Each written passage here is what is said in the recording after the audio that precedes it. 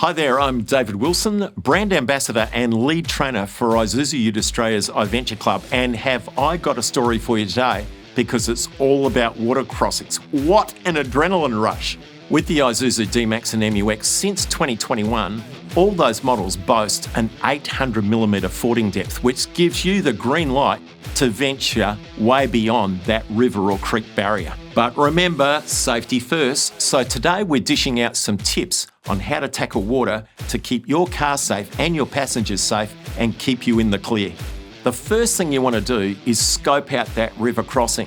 And a good way to do that is pull up on the side of the bank and let the car cool down so we don't drop hot motor into cold water. The next thing you want to do is to check the depth of the water, and that might mean you've got to take a stroll firsthand just to find out how deep it might be. Whilst you're out there, the next thing you want to do is clear the pathway of any submerged logs or rocks that might get in the way.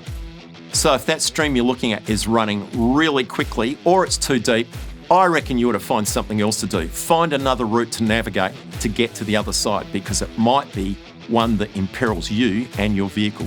You might also too want to remember the Scout's motto, be prepared. So have your recovery gear handy in case you have to beat a hasty retreat. Now I reckon anytime I take the plunge, switching into four-wheel drive low range is the golden ticket to getting you across. Make better use of that maximum torque to pull you through a difficult situation. Once you decide to take the plunge, you need to maintain a nice, slow and steady approach.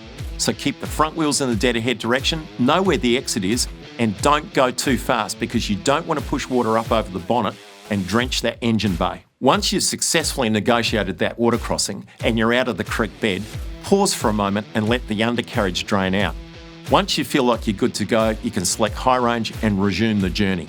Whilst your Isuzu D-MAX and MU-X feature advanced safety features, some of those features aren't cut out for off-road adventures, especially like water crossings. Autonomous emergency braking is all about on-road safety, but if you're going to take the plunge in the water, it's a no-go. We need to turn that off, and here's how we do that.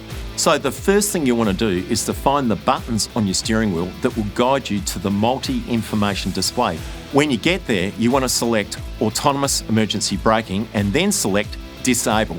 You'll know when that's off because the AEB light will come up on the dashboard to indicate that it's been turned off. And remember, each time you shut the motor down, it will re-engage. Let's turn our attention to two on-road safety features, and that is traction control system along with electronic stability control. Now, whilst they're great on the road, there are no-go zone in the water, so let's turn them off, and this is how we do that.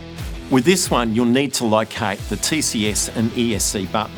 Now, on D-MAX and MU-X, it's in a couple of different places. So with the D-MAX, you'll need to go across to the dashboard on the right-hand side of the dash and find it there. In the case of the MU-X, it's down by the main gear selector.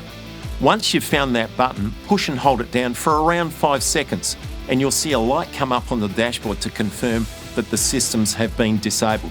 And then you know you're good to go. With these tips and skills, you'll be crossing rivers and streams in the future like a pro.